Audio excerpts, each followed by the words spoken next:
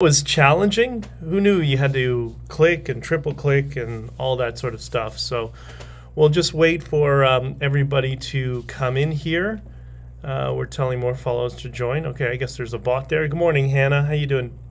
Damn, you already have a designer. Well, I'll talk about that a little bit because I did work for many years in I guess you call it design, printing, graphics, all that sort of stuff. So one of my the many things on my talent stack, I guess. So I'm far from a graphic designer, but I know all the principles and I can use all the tools and all that sort of stuff. So good morning. It's good to see you, Jason. Thank you for being here. And thank you everybody else who's going to be coming in. And headshots. Good to see you. So, got my thing here. Got my mic is on. Hopefully everybody can hear me properly on YouTube. Hold on, let me just adjust this to make sure. And somebody asked me, why don't you have somebody who will do the production and the setup with you? Because I do have. Oh, it's a little bit high. Levels are high. I do have a producer for one of the podcasts that we work on. Not on record. That's the legal podcast. And I was thinking about it, but I'm trying to make it so that, and today was pretty close to it, I can just, print up a set of notes, whatever's in my head in like 5 minutes, print it out, hop on here, press record, and we're good, get it all done, and then out the door. So, and if I brought Max in, we're going to be working on parts of this together, but not in terms of the daily live stream. I have another plan for him. So, good morning to all of you, and good morning to everybody who's here and seeking a positive beginning of their day. I know the day has already begun for a number of you. I myself was up at 6 this morning as usual. But we're still in that morning feel. It's still the early time. People are just getting into the office or getting into work, and I think this is the space that we're all starting to get into this rhythm. That we're coming here to realize this is not going to be conflict. We're going to discuss, some negative issues, but we're going to do it in a positive way. And once again, this is the space where we're going to acknowledge that we do have lots of freedoms that many people in the world wish they had. And we're going to work on expanding our freedoms in the future and expanding their freedoms as well. So thank you all for being here. You're lovely. Robin, Megan, Sonia, Jason, Hannah, a bunch of people here. So I really appreciate it. Thank you for joining. And Susanna, buenas noches. ¿Cómo estás? So thank you all for being here, and let's make sure this is the best morning of the week, or at least it's better than yesterday and all the other mornings in your life. I'm going to do my best here, and I'm going to try to keep things, positive for you guys, for myself, for everybody, just so we can, endure some of the stresses. And I got to tell you, like the last week, for me was the most stressful week of my life. I would say on par to during the Freedom Convoy, so you can tell there's something in the air and things are about to heat up again as you're starting to see the Freedom Convoy trend again in Twitter. Was trending 3 times over the weekend and leading into the weekend, maybe because of Labor Day. So things are, I can already tell things are starting to, it's going to get a little wild. So in that spirit, cheers and good morning to all of you. I hope you have your favorite coffee, and we'll start the morning together. So I put a tweet out. I put a couple of tweets out that I think it upset people. I'm not sure, but it definitely will trigger that level of cognitive dissonance of some people. Good morning, K9, and good morning, Hitchhiker. Good to see you. And the tweet read this: 3 modern identitarian movements. The KKK, the National Socialist Workers' Party, Germany, and woke supremacists. And the reason I want to highlight those things is, firstly, people overuse the person in World War II who is not actually a German but an Austrian, if you know what I mean, because that's the only historical figure they have any knowledge of, and bare knowledge at the best. But we need to, the reason I wanted to pair these three together, the reason it's important we do, is we need to understand it's all the same underlying philosophy that's driving these people. It's the same thought process, it's the same emotional state. And if we can start to identify that, then firstly it'll cause some people to slip into cognitive dissonance, which I think is a positive, because that's, it causes them to stop, and the gears are grinding. But once you cause them to stop, that's a good step. That's not a final step. That doesn't cure things, but it at least allows a space where you can, with some people, you can start to work, if you know what I mean. I've been exercising my thumb in anticipation. Thanks, Hitchhiker. You're awesome, dude. So this harkened back to some of the things I've been thinking about, and this for quite a while. And I realized today I was compiling, there's 4 books I want to get through as quickly as possible. So for me to get through a book really quickly, I do it in audiobook form. So hopefully I can at least get through 2 of them today and tomorrow, maybe a third, we'll see. And I realized when I was going through my list of ebooks and audiobooks, how many books I've read on marketing, on persuasion, on influencing people, not in a negative way, but how you do it in marketing messages, on campaigns, and how you do it in businesses and stuff like that. I just read a lot of books on it. And it's funny. It got me to think, good morning, Kiss Junkie. And Kiss Junkie is the first person, I think, from here who's following me on Minds.com. So if you want a Facebook alternative, go to Minds.com. I'm telling you, if just more people were there, it would be awesome. So I was thinking back as we're preparing a whole bunch of stuff, and things have been really busy around the whole Freedom Convoy stuff and what's going to happen in this commission that's moving forward, and many of the ancillary things that are about to become alternative and legacy media worthy, should we say. They're all getting on board in the near future. It's funny. You start to reflect and you start to think back. And while I was the spokesperson for the Freedom Convoy during all of the protests and doing all those interviews and stuff like that, I was one of the few people there who was a trucker, who owns a truck and goes out and actually uses it and earns an income with it. And there was a lot of people who started to come in and pile into Ottawa. They had no background in trucking. They don't own any trucks. They don't own an income from trucks, but they certainly had a lot of political connections, which was very interesting. But we'll get to that as it moves forward. So and I guess that's when Tamara called me initially and said, come on board. She didn't know I had this side hustle of that I had bought a truck and whatever. And it was amazing because she's not a trucker either. Her parents own a pilot truck business, which is kind of, it's in the industry. It's one of those businesses where when you see the wide loads, you see there's always a trailing truck and there's a lead truck that's kind of clearing the path, making sure there's no obstacles and all that stuff or obstructions. That's what a pilot truck does, as a pilot truck businesses. So when I told her what kind of truck I own, she asked me, what kind of truck do you own? And I told her it's a Volvo, it's a VNL, and she knew exactly what it was. I was quite amazed. It was great. So not only was I one of the few people that had that owned a truck, but because I had a small business, I had run politically in a couple of campaigns, and I had worked in marketing, sales and marketing in the past. I was the marketing director for a company many years ago. So I had a little bit of the background for media management.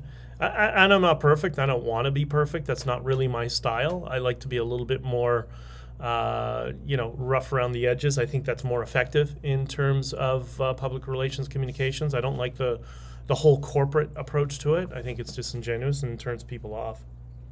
But the other thing is, which I didn't discuss during the convoy, is leading up to it, before I got into trucking, I had a business on a university campus, and it was in downtown Toronto. So where my business was and the type of clients that I dealt with, you don't get more woke supremacists than what I was dealing with. And what was scary, over the years that I was there, I saw, and this is what kind of got me interested to at least get involved in politics, because I really don't like politics, but I figured it's the best way to try to invoke change. I saw the change of not only faculty members, but of students as they would go through the process. And I saw this slide towards extremism on the campus in general. Like, there was a completely different look, feel, and vibe of the content that we had to produce from, when I first was there to the last couple of years that I was there. Completely different worlds. It was really quite scary. And that's part of the reason I got away from it. It was really frustrating. I'm a guttermouth carpenter. This is Hitchhiker. I'm a guttermouth carpenter. I don't trust smooth talkers. Exactly. 100%. And this is what I was trying to communicate with, the political eggheads that were, latching on to the Freedom Convoy, that you just, Scott Adams talks about, those of you who don't know, I'm a big fan of Scott Adams and Cialdini and Carnegie and all that sort of stuff. He talks about how the left doesn't understand human motivation. That is equally applied to people on the right in Canada. It's people who are towards the extremes, who live in the silos and the echo chambers. I don't think it's just the left. And maybe in the US it's more people on the left. But people in politics and political parties, they have no idea what motivates people. They don't understand human motivation. Most of them, I think there's some level of autistic. They're complete. Half of them are retarded. They're just really. You want to see human garbage, join a political party. And again, it's not all of them. There's about 10% that are really good people and care and get involved for that purpose. But the rest of them are just human garbage. So. Sorry, was that too extreme? I mean, I'm not shy about my opinions because, like Hitchhiker says, I'm a guttermouth carpenter. I don't trust smooth talkers. So you just speak the truth, right? And I was don't shoot from the hip. I'm like, yeah. I'm gonna say what I feel, and if people don't like it, great. We'll talk about it, right? I don't expect people to adopt exactly the same opinions as myself or everybody else, right? Same idea. So anyways, I saw this transition on the campus of it going from a publicly funded campus, from going, moderate lefty. It was still quite lefty in the beginning, but okay, whatever. And it went to hardcore, off a cliff, woke supremacists. And, the kids would come in. It was getting really bad towards the end. And this was now, 6 years ago, maybe, something like that. I would see kids come in for their first year because they'd get a tour of campus. And, this was one of the businesses that the students would come into. And, you'd get to know them, just tangentially. But, when you run a business, you got to size people up really quickly, get a sense of who they are. So you'd get a sense of who they are, and you'd get to know them. Like, we were all, it was a very, very small business, so we were all very personable. We got to know each other. They had our cell phone numbers. We had their cell phone numbers in case they were in a pinch and they had to print in the middle of the night or there was some emergency in the morning. That's kind of how we operated. And how they would come in their first year out of high school and how they would leave was completely different. It was scary. It was becoming almost like a brainwashing meat grinder, where it would take these kids that were just, it's a university, so most of them are going to be middle class. They're from suburbia. There were some lower income kids that were either on scholarships or OSAP assistance and whatever. And I mean, we had the whole range of them, but they would come in perfectly normal, non-political, just I'm here for an education and I'm going to learn interior design or architecture or fashion or whatever. Those are primarily what we dealt with. And they would leave with green hair, piercings all over the place, their identity, they didn't know what it was, and just really, they would leave very, very confused kids. And then there's a whole other group of end of extremism that was coming out of the Student Association, which were politically motivated issues around communists, Islamist organizations, and that sort of stuff. And they would come in and try to print this propaganda in our business, and it just got to the point where I started to have to we're hey, I'm all for free speech and I'm all for the free market. That's not what we do here. That's not the sort of stuff that we do. Because as a business, you don't want to put yourself at risk of getting involved in producing extremist content, regardless of the fact that my moral objections with it. But the point is, I had to deal with these people every day, and I had to, there were some people that came in that ended up being NDP candidates, and like really those sorts of NDP candidates, if you know what I mean. And I had to interact and work with them on a regular basis. So it's very ironic that the people in the Conservative Party is like, oh, he's a loose cannon and whatever. It's like, no, buddy, unlike yourself, I spent many years of my life working within the frame and within the space of the ultra lefty people. And you have to do that if you're going to have a business. You have to be for everybody. It's frustrating sometimes, but you ignore it and you try to get to know people on a personal level, and you remove their political views, because not everybody, their political views is their identity, which is something I did learn. When their political identity is who they are, that's how you're dealing with somebody who's brainwashed and somebody who's an extremist. Because none of us go around and identify ourselves based on our political views, right? So it was interesting to be in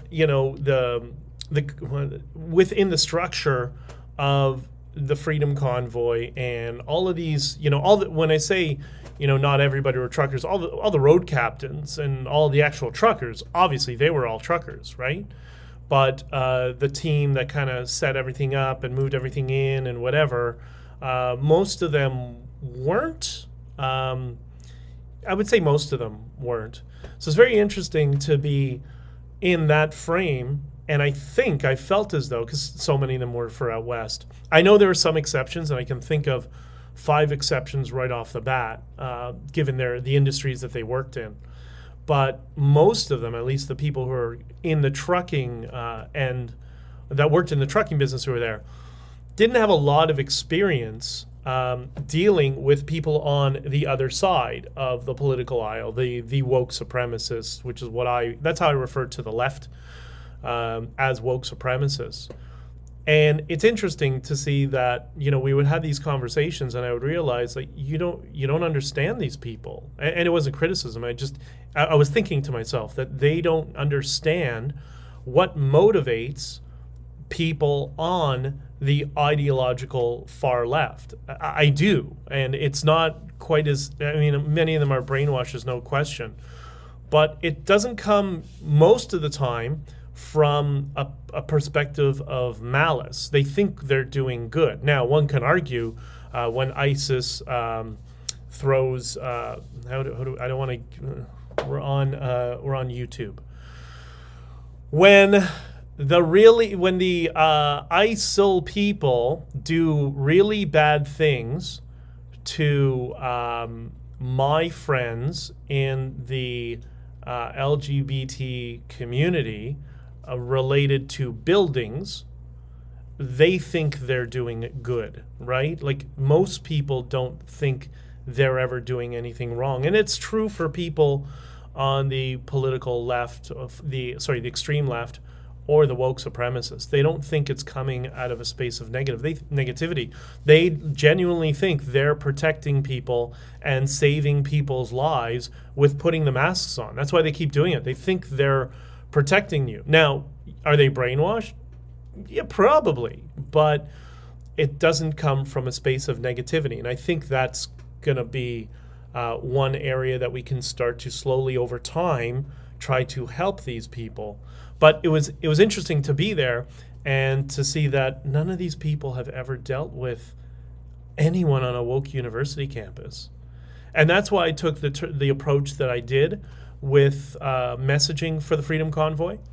And it worked because there were a couple of Twitter, as time went on, I finally got to have a little bit of time as things were starting to get a little bit organized. And I went into some Freedom Convoy Twitter spaces. And yeah, there's people who are politically aligned with a political party. No matter what I say, I'm the devil. Okay, fine. Didn't really care about that. But there were people that I had really good conversations with that were from the extreme far left, if you will, who seemed to be slowly moving back towards the center. And it was, for me, that was amazing. That was like, okay, this is working. People are starting slowly to listen, right? For Jason says, what would you do differently to prevent disruption from bad actors, or can you? That's going to be a whole other. You know what? I'm going to put that on a list for topics to talk about during the fall, and that will become very relevant then. So just hold on to that thought, Jason. I promise I will get to Charter of Rights. Love you guys. You have a great account, by the way. If you're on Instagram, follow the account Charter of Rights. They post some amazing stuff there. Hitchhiker, I'll get to everybody's comments in a minute. So I'm just going to finish this thought, or I'm going to get confused. So, the experience that I had of running a business on a university campus and being a trucker, I don't know. It's just kind of like the stars were in alignment. Everything kind of worked out. That then here I was with, all of these friends trying to figure out, okay, how do I communicate in a way that we needed to reach the other side. You can't always be living in an echo chamber. Political parties want to do that, by the way. They're the ones who want you to be in an echo chamber. Why? Because they need their base to come out and vote. So they're always focusing on getting the base out, getting your people out. That's where the messaging is. They're never going to message to the other side, and it's intentional. But Freedom Convoy, despite what some people wanted, was not a political party. It was a protest. It was a political protest. I hate putting the word political with it. I just like freedom protest, for everybody. And I think it worked. So I think this is going to be one of the reoccurring themes I'm going to put into this platform and on Locals. And by the way, honkingforfreedom.locals.com. If you want to come to the book launch, and believe me, you'll want to, you're going to have to be a subscriber to the Honking for Freedom. There's going to be only 200 spots. It's going to be preference for people who are subscribers to Locals, which already has a few hundred people who subscribe to it. And then there's 100,000 people on the Substack who will get the next dibs to sign up and attend, to get a ticket to attend the book launch.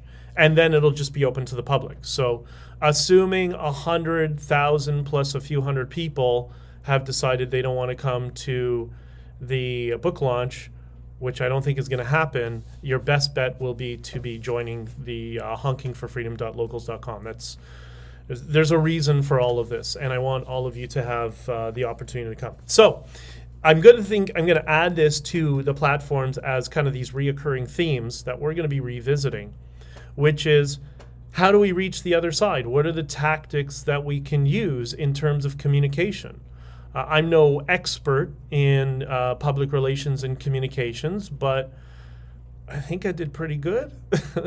And some of the things that I know and have learned over the years are things that I can help teach you guys that we can all do together instead of, screaming and yelling at each other online on Twitter, which is fun. Like, we got to admit, the trolling is fun. I get it. But at the same time, we also need to figure out what are the tactics that are going to be persuasive to get people pulled out of the echo chamber of the woke supremacists. How do we help them get back to where they should be? And we don't need ideological purity. That's something I notice with my friends from Alberta, rural areas, that they want pure ideological purity. Some of them. And that's not what we want. You let people have their own opposing views on certain issues. Nobody's going to ever agree on every issue. I don't agree with every issue with people in my own family, and neither do you. So ideological purity is something we shouldn't be aiming for. But what we should be aiming for is for pulling them out of the woke supremacy echo chamber and getting back to civility and being somewhat centrist, and we can disagree on points, but at least we'll hear each other out. And you'll never get 100%. And, when I troll people, I'm trolling the person who's causing the disturbance, like Punchy McGregor, for example, at CTV, who is the farthest thing from it. I mean, a frying pan is more of a journalist than Punchy McGregor is, right? But it's the people around Punchy McGregor that I'm talking to. I don't care about him. He's irrelevant, right? He's an ideologue. So I would just encourage everybody that when you do have somebody who is potentially receptive on the other side, you can often tell when they're somewhat questioning their views. Don't be always so hostile. You got to give them some space to maneuver. And you got to allow them to, when they start questioning some of the things that they see, just let them question and just focus on persuading. And what we need to do is we need to persuade people over the long term. Look, if there was a magic button that we could press that would bring people out of their echo chamber, it would have been pressed already, which is what I put on Twitter. But it hasn't, because there is no magic button. It's taken decades and at least one, maybe two generations to pull people into these echo chambers and these indoctrinated education systems that I was witnessing and a part of, where I saw them go through this ideological meat grinder. In the case of those younger people, now it's getting a little bit worse because they're starting it in high school, even elementary school. But amongst Generation Z, most of them first experienced this in university, and it was a few years of this meat grinder. It'll take a little bit of time, but if we're playing the long game and we're trying to reach them and persuade them, we'll be able to bring enough of them over that it'll make a difference, which is what I was trying to do during the Freedom Convoy, which is what all the people who are tied to political parties who are trying to dictate what our messaging should be and tried to do their own press conferences couldn't get through their head. They couldn't understand that. So anyways, a couple of your comments here. I'll just go through them. Civil dispute, yes, Jason, 100%.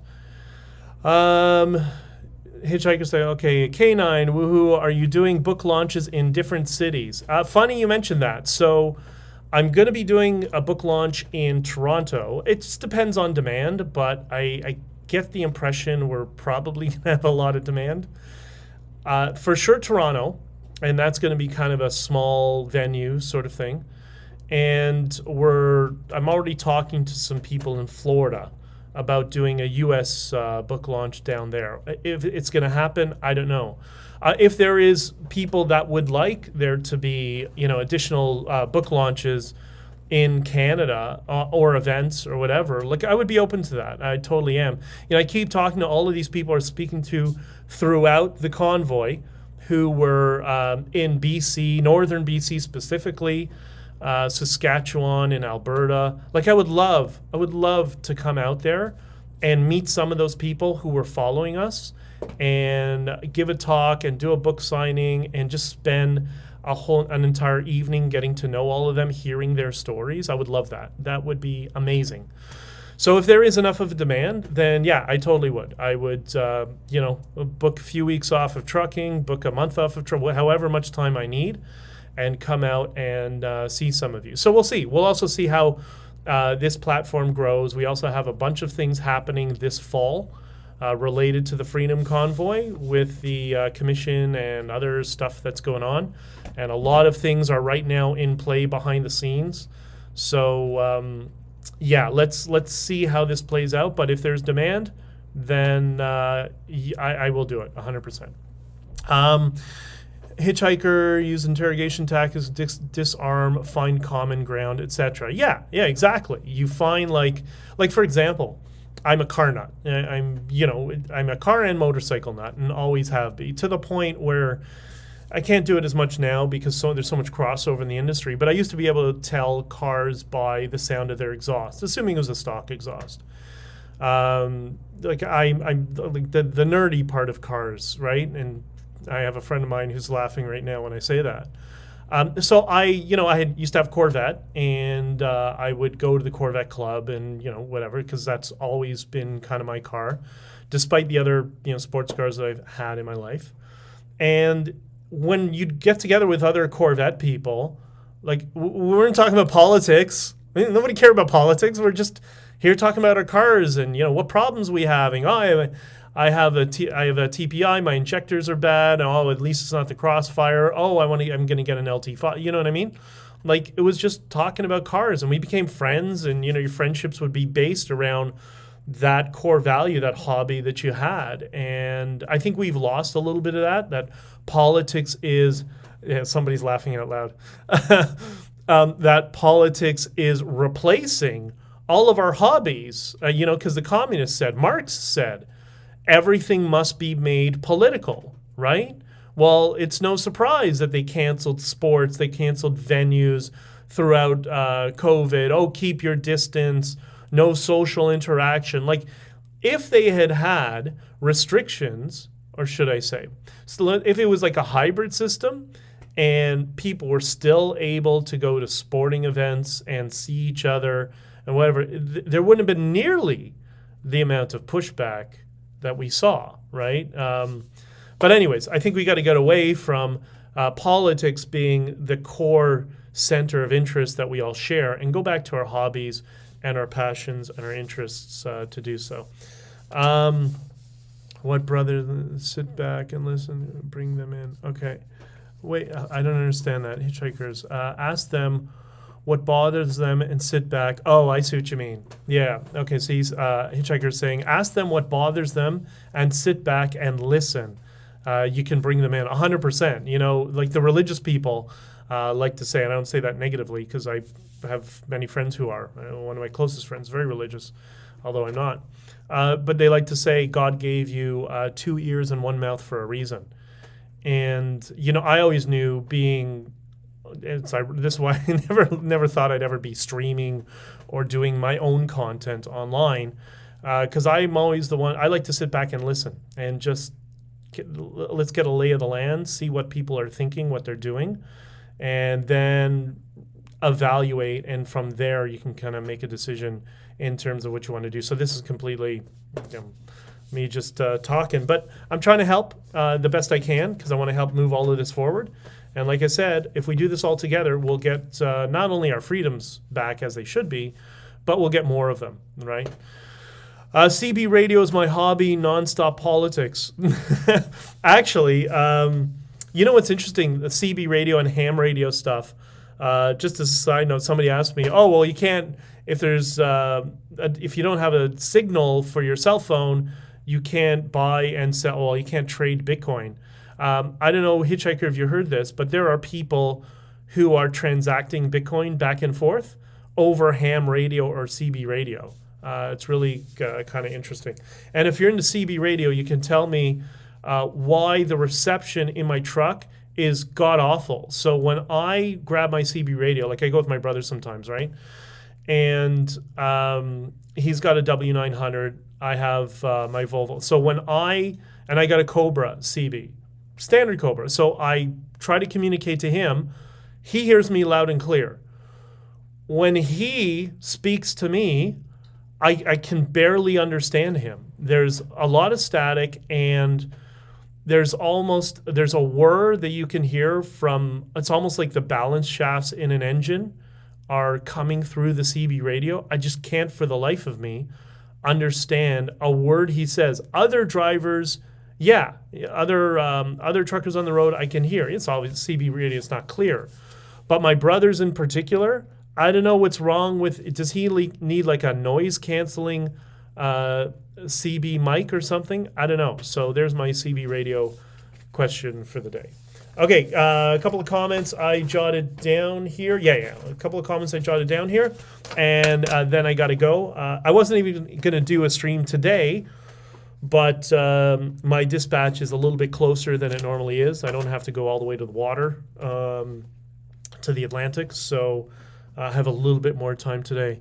A radio doesn't matter. You have twin antennas, I bet. Yeah, I have twin antennas on my truck. So, I don't know. Is there a... You know what?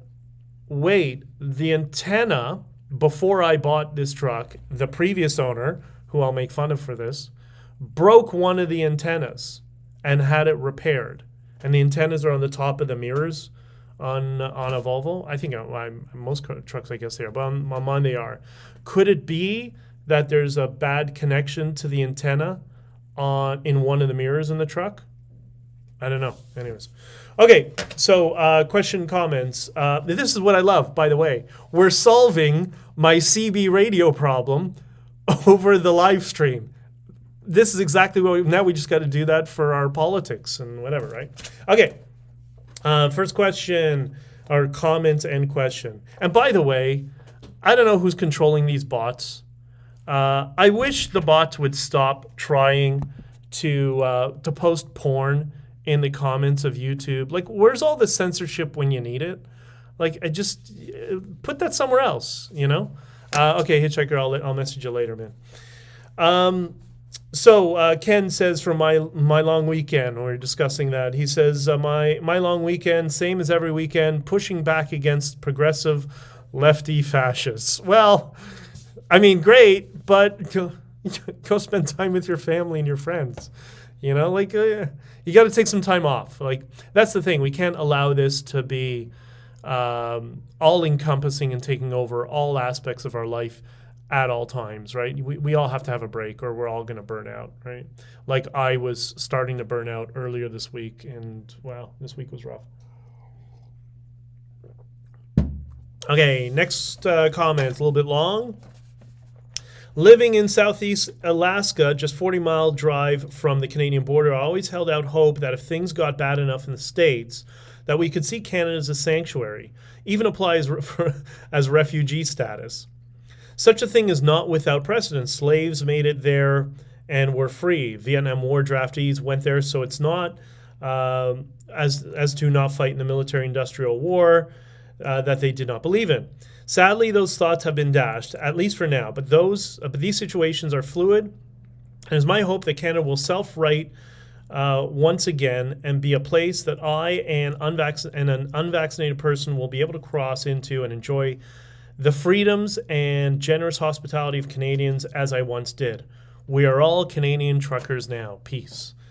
100%.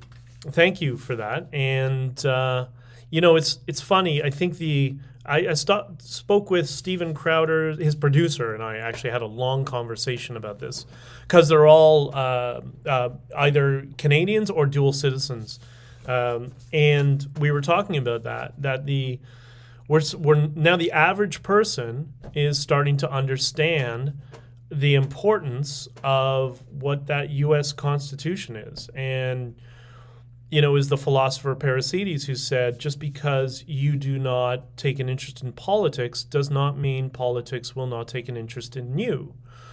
That's what the Holocaust was. Politics taking an interest in people who had no interest in politics. That's what we're going through right now. And that's what, I love Canada, But structurally, assuming it's not ignored like it is by so many people, that's what makes the United States truly unique, is that founding document. And I never got it under, growing up. I remember watching Family Ties. They had like a series on a couple of episodes on the Constitution or whatever. And as a Canadian, you're just like, oh, really? For fucking sakes, But now, as we live in this hyper-politicized society, now you understand, at least I understand, I see many other people understand why that is such an important and strong stopgap for the United States against the sort of authoritarianism that is trying to creep into the United States. And I think we need something like that here in Canada. The Charter of Freedoms with Section 1 doesn't cut it. Section 1, 33, there's a couple of other sections. Diana Davison and Joseph Newberger were talking about it on their podcast. Not on Record, by the way, notonrecordpodcast.com. Follow Not on Record on Twitter. I promise you, even if you're not into law, it's an amazing podcast. They're just finishing some trials now, and we're going to be filming again. Is it today? I think tonight. I won't be there tonight because I'll be down south in the U.S., but they're filming tonight. Okay, last comment, and we'll call it a night unless you guys have any other things to say. Call it a night, call it a day. It's still the morning. The Truckers' Freedom Convoy scared the piss out of Trudeau. Well, yes. Not just Trudeau. Doug Ford, Jason Kenney, Houston, a whole bunch of leaders. Who would think a leader could be such a friggin' coward, right? They united Canadians across racial, ethnic, and regional lines against Trudeau and his tyrannical cerveza sickness mandates. The elites are few. I don't call them elites. I call them scavengers, by the way. So I think we should all do that. Global scavengers. The scavengers are few. We are many. The only way they can control is by making us fight each other. Agreed, 100%. This is why I want to reach the other side, who we don't agree with on many things, but they're not evil. Hence the extraordinary effort to vilify and marginalize truckers and their freedom movement. It's not going to work. Agreed. I can tell you one thing. Observing how the RCMP behaved in Ottawa, I lost a lot of respect for them. That makes me sad. Yeah, the deputy chief of the the Ottawa Police, did everything he could to single-handedly destroy the reputation of police around the world amongst people who strongly believe in, as they say, backing the blue. Now, I think it didn't work. It definitely put a stain on it, but it really opened up people's eyes to be, a little bit more skeptical. So, and there are some people I know, especially the libertarian types, just, I have a lot of libertarian friends that are just like, you see, this is why the state is evil. And I'm like, yeah, okay, I get it. I understand what you're talking about. Because again, I have friends who we have political disagreements on issues, and we all should. So if you have people in your neighborhood who are liberal or progressive or whatever, don't vilify them. Just talk to them and play the long game, and things will work out for all of us. Okay, that's it. I got to run. honkingforfreedom.locals.com. More information will be trickling out about the live event once we get it all sorted, dealing with still the book stuff. And once that's all buttoned up, we'll be moving forward with doing all the planning. And I mean, we're talking about it already, but we'll have something. I hope you all have an awesome day. I hope this was helpful. Please let me know if it was or not, and if we should discuss different tips on how to reach the other side, and share some stories. So if you have any stories of been able to reach out to people, and I know that happened during the convoy quite a bit, especially people from Quebec and Alberta becoming friends and talking to each other. Don't hesitate to share those stories with all of us, and I'll put them in the comments and read them out for people so everybody knows. Okay, hitchhikers, you're heading out to work. So am I. K9, thank you. Sonia, Robin, Jason, everybody here on Instagram, everybody else who I missed, I apologize. I love you guys. Have the best day. Be good to people around you. I always tell people, the gas station attendant, the teller at the bank, the person who's working at whatever store you're at Starbucks in line, just wish them all a great day. Ask them if they're having a good day and just send them some positive vibes. You'll make their day more than you realize. For all of us when we were kids working in retail, we know how much that changed our days when an awesome customer came in. It means a lot to all of us. So be good. I got to run. And, 1 sec with locals. Let me just shut these two down. Down on Instagram. Have a good day. And on YouTube, everybody, I got to run. See ya.